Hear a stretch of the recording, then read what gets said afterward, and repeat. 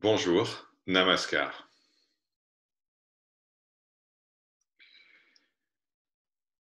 Ce corps est heureux de vous retrouver pour une nouvelle lecture du Guru Vachakakovai, le recueil des paroles du Gourou, rédigé par Sri Muruganar.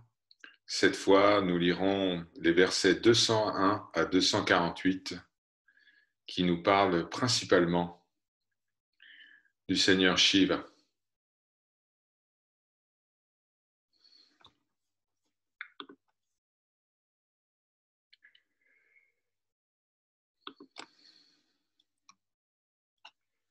La béatitude éternelle, une fois qu'elle a atteint notre champ de conscience, arrêtera l'activité du mental qui nous pousse vers l'extérieur.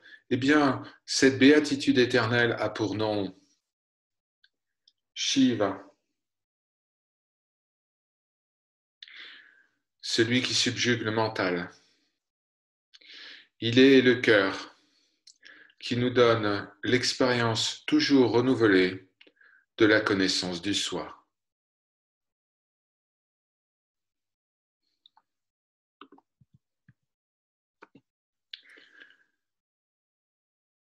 La conscience des disciples étant parvenus à un niveau de maturité élevé sont appelés gopikas, comme les bergères qui jouaient avec le Seigneur Krishna le long de la rivière Jamuna.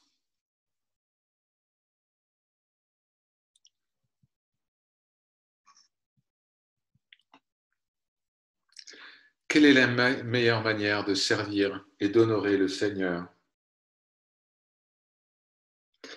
Pour cela, il nous faut être tourné vers le soi, Sat Chit. C'est ce regard tourné vers le soi qui est la meilleure forme d'offrande au Seigneur. Le saint Markandeya a vaincu la mort en conquérant même le dieu des enfers, Yama, et il a vécu bien au-delà de ce qui lui avait été assigné par le destin. Sache donc que même la mort peut être subjuguée en adorant le Seigneur Shiva.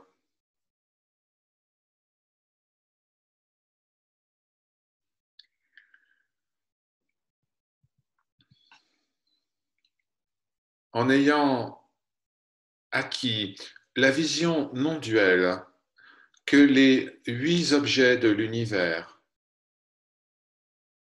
à savoir les 5 éléments, les étoiles, le soleil et la lune, qui peuvent apparaître comme des conceptions mentales, sont en fait des manifestations du Seigneur.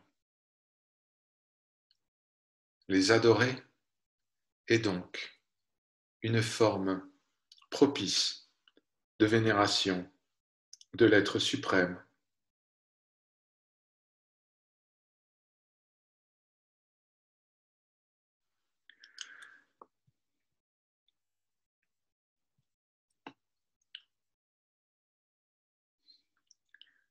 Lorsque nous nous prosternons devant le Seigneur, lorsque nous plaçons notre tête sous ses pieds, eh bien cela symbolise le fait que nous soumettons notre ego qui pense que je suis ce corps, nous le soumettons à la connaissance du soi.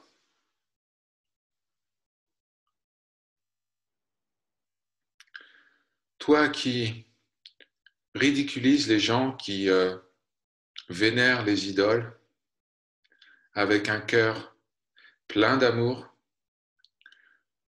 toi qui les ridiculises Tu devrais aussi te ridiculiser lorsque tu vois à quel point tu adores ce corps repoussant.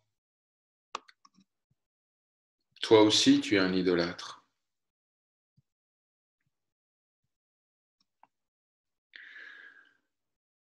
Lorsque l'ego, qui n'est qu'illusion, qui a accumulé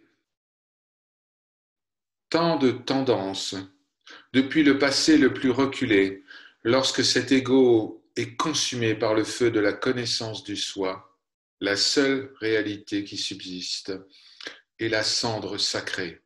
Cela, tu devrais le savoir.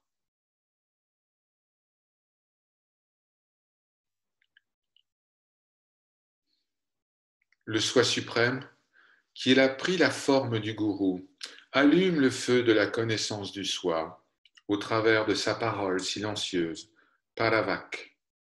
Il proclame sans un mot la syllabe unique et cela consume l'ego à l'intérieur du cœur pur de ses disciples.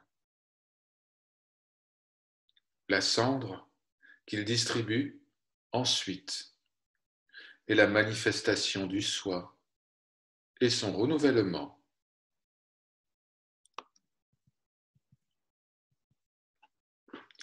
Ceux qui portent le vibhuti, la cendre sacrée de la réalité sur leur front, méritent tout notre respect. Personne d'autre ne peut mériter le respect. Le vibhuti, la cendre sacrée de la réalité, est la richesse éternelle et divine. Ceux qui aiment et qui vénèrent cette cendre sacrée, cette cendre appelée réalité, deviendront cette cendre eux-mêmes. Donc, ayant détruit leur ego, eh bien, ils demeurent en tant que cendre sacrée, qui n'est autre que le soi. Lorsque l'ego se tourne vers le soi suprême, il meurt. Le feu de la connaissance du soi brûle dans notre cœur et consume les trois mondes avec sa flamme rougeoyante. Cela est la signification du kumkum rouge que vous voyez ici sur le front d'un certain nombre de fidèles.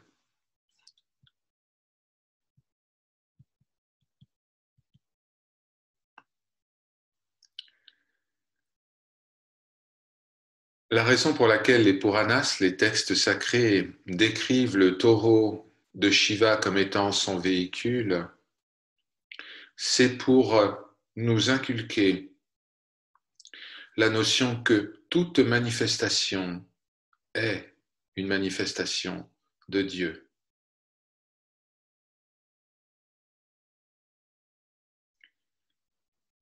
Rien n'est impossible pour le soi suprême, qui est la puissance de la grâce. Certaines personnes diront, cela n'est possible que si nous avons des moyens. Ils ne comprennent pas, car ils sont égarés par l'illusion, par la notion de je suis ce corps.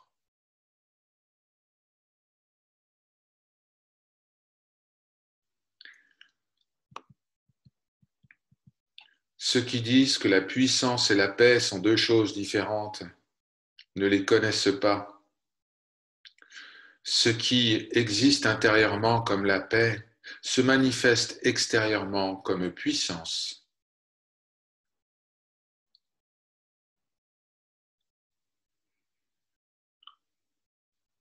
Ce qui est expérimenté en tant que paix lorsque notre esprit est tourné vers le soi est expérimenté en tant que puissance lorsque notre esprit se tourne vers l'extérieur.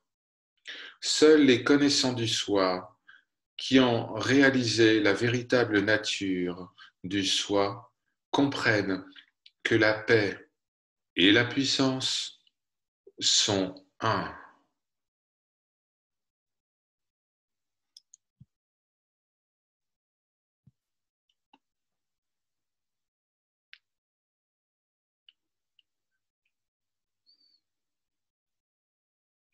Le pouvoir de punir les autres, de multiples manières, peut être trouvé en celui qui a cultivé un noble caractère et un comportement vertueux.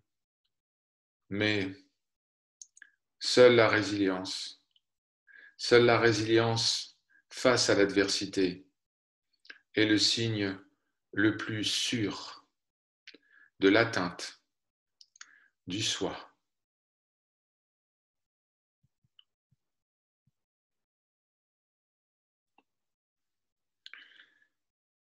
Lorsque les pôles opposés d'un grand aimant et d'un petit aimant sont joints, alors le petit aimant, en acquérant les propriétés du grand aimant, devient un avec ce grand aimant et partage les mêmes pouvoirs.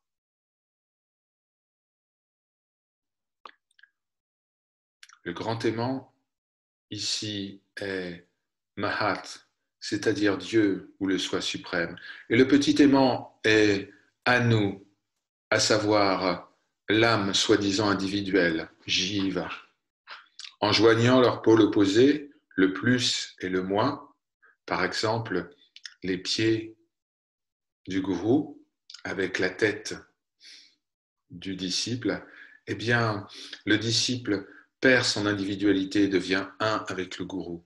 En devenant un avec le gourou, il devient un avec le soi suprême.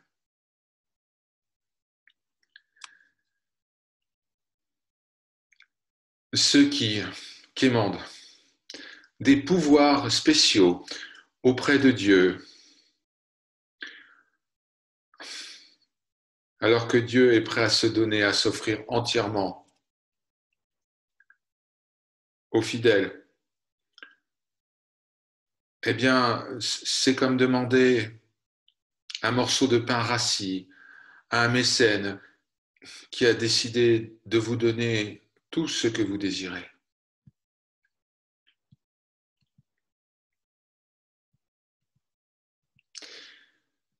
Celui qui désire et espère recevoir des pouvoirs spéciaux alors qu'il vient juste de parvenir dans le Shiva Loka, l'espace illimité de la conscience, c'est comme celui qui veut un morceau de pain rassis, alors qu'un buffet pentagruélique se présente à ses yeux.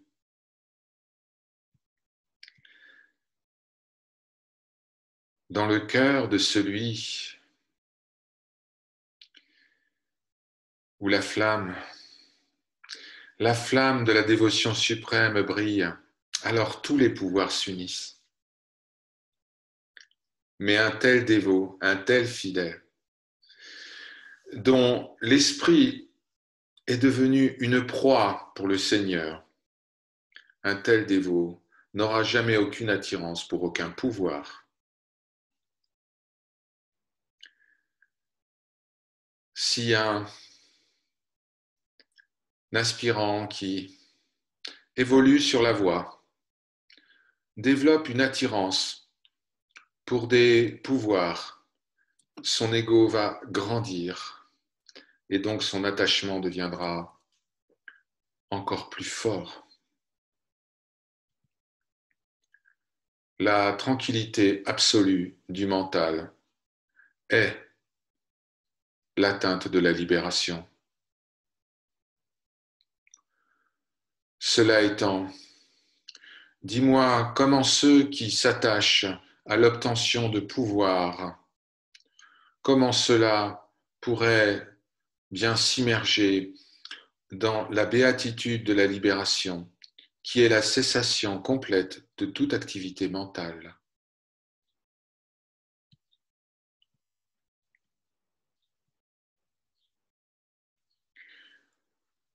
Sais-tu quel est le pouvoir le plus incroyable?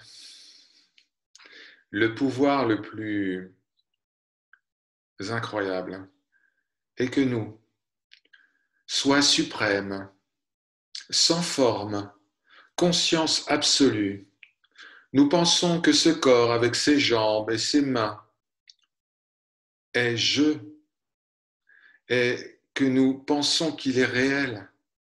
Alors comparé à ce tour de magie, les 8 pouvoirs du yogi ne sont rien.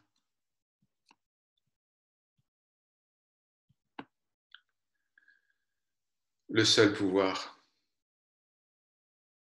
c'est le pouvoir de la connaissance du soi. Tous les autres pouvoirs sont dus à ce mental instable et à son pouvoir d'imagination.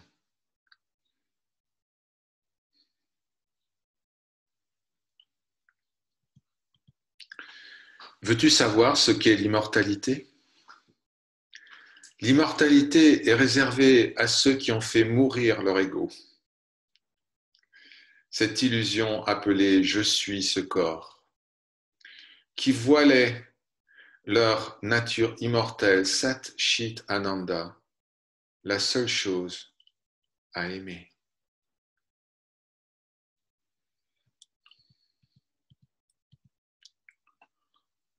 Parce que nous sommes dans l'illusion que ce corps étranger est je, la naissance et la mort semblent nous affecter. Alors, l'immortalité, notre véritable nature, n'est seulement obtenue que lorsque cette illusion a été totalement retirée.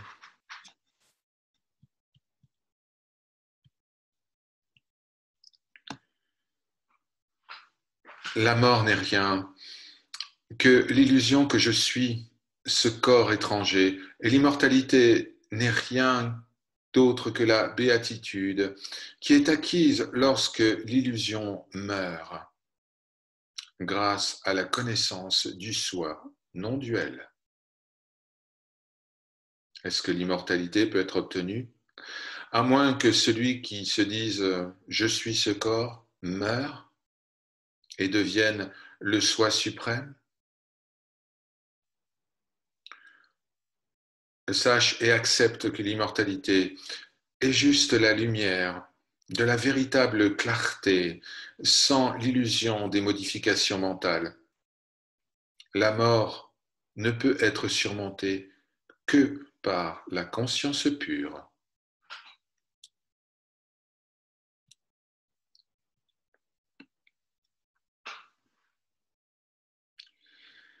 Donner un nom à quelque chose d'impermanent et d'illusoire, c'est une plaisanterie. Seule la conscience du soi, qui est la vérité ultime, est permanente.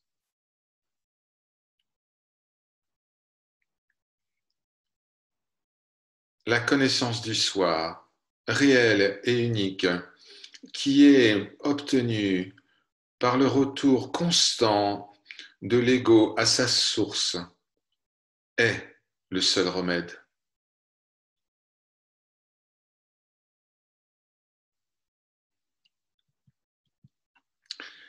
Voilà maintenant un passage pour ceux qui consacrent beaucoup d'énergie pour faire durer leur corps, notamment les yogis. Seuls ceux qui ne savent pas que le corps est la vraie origine de tout type de maladie, qu'il est la maladie lui-même, eh bien ceux-là vont s'exercer, vont pratiquer afin de prolonger l'existence de ce corps, au lieu de déraciner cette maladie. Ces gens-là sont comme des jardiniers qui travailleraient très dur pour arroser de mauvaises herbes. C'est seulement les gens sans valeur qui s'identifient complètement à leur ego, qui est la racine de toutes les maladies. Eh bien, ce n'est que ceux-là qui vont pratiquer encore pour essayer de faire durer leur corps. C'est un peu comme quelqu'un qui prendrait un médicament pour aggraver sa maladie.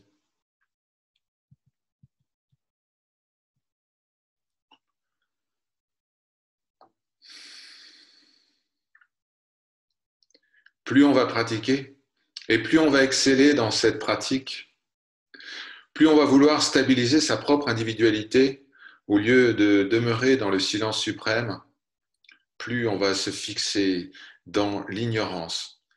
C'est un peu comme travailler énormément pour réussir à être pauvre. Pour ceux qui voient au travers de la connaissance du soi parfaite, la vie corporelle est irréelle, elle est mentale, et sache donc qu'il n'y a aucun bénéfice et que de la souffrance à attendre si une soi-disant âme individuelle cherche à prolonger son existence. Nous allons maintenant parler de Vairagya, le détachement, une des qualités principales de l'Advaiti.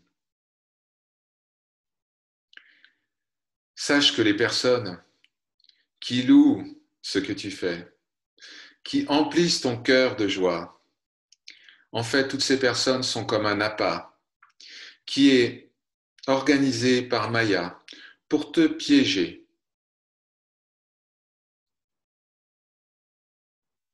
Il y a beaucoup de cherchants spirituels, avant même d'avoir atteint le but de la réalisation, ils sont tellement heureux et tellement égarés par la louange et la vénération des autres. Ils oublient leur objectif.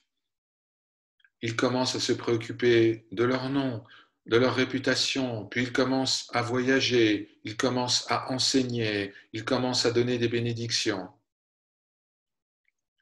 pour leur épargner cette catastrophe. Sri Bhagavan leur donne cette instruction. De même que l'appât, même s'il est en or, tuera la proie. De même, la quête du nom et de la réputation tuera l'aspirant en renforçant son ego et le bloquera, l'empêchera d'atteindre son but.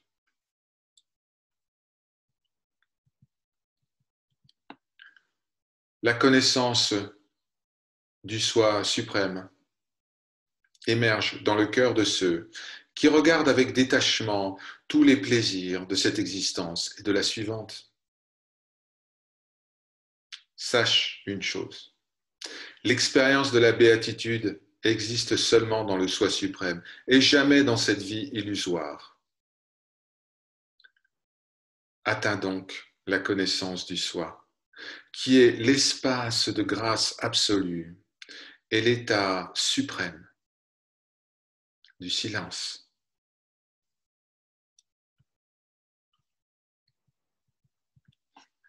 Ô mon ami, ô détachement, qui illumine mon cœur avec la connaissance, en détruisant les illusions obscures du désir, ne m'abandonne pas, moi qui veux être ton ami. Ô ami vertueux, détachement, lorsque le proverbe dit l'amitié, même avec un fantôme retors, est difficile à briser une fois qu'elle est établie. Si je cesse d'être ton ami, toi qui m'as protégé du mal et qui m'as conduit à la maison durant toutes ces existences précédentes, ce serait pire. Ce serait pire si je perdais ton amitié que si je faisais face à toute l'adversité de ce monde.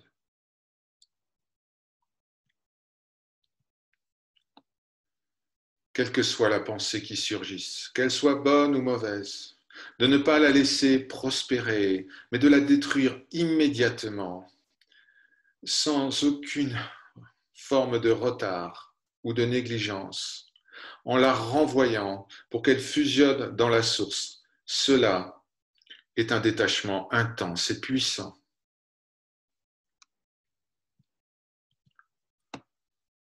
Si par l'arme merveilleuse de l'introspection, nous continuons à détruire un par un tous les ennemis innombrables, les tendances, les vasanas qui se manifestent sous la forme de pensées, à chaque fois qu'elles émergent de la conscience, Chitam. Alors, la place forte des ennemis des vasanas tombera en nos mains.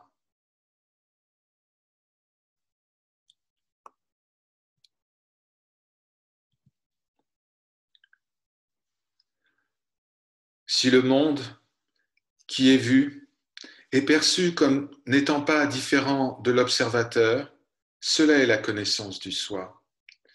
Le détachement est une qualité du soi et rejeter ce monde avec détachement en le voyant comme vacuité est la voie.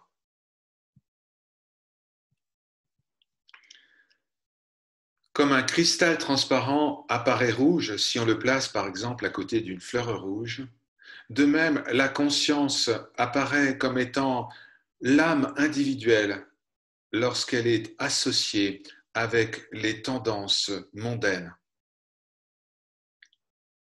La conscience individuelle brillera comme la conscience suprême si la syllabe tam de Chitam, qui représente l'impureté, Maya, est enlevée.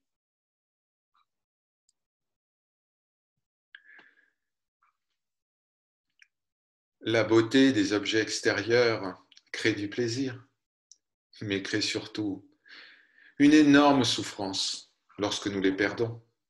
La pureté intérieure n'est pas comme cela, et c'est donc la véritable beauté. C'est pourquoi les sages adorent le soi suprême qui est pur dans son cœur et disent « Ceci est Dieu sous forme humaine ». Un grand désastre se produira si, au lieu de chercher la beauté intérieure, on ne recherche que la beauté extérieure. Cette folie est comparable à celle du papillon qui se jette dans la flamme.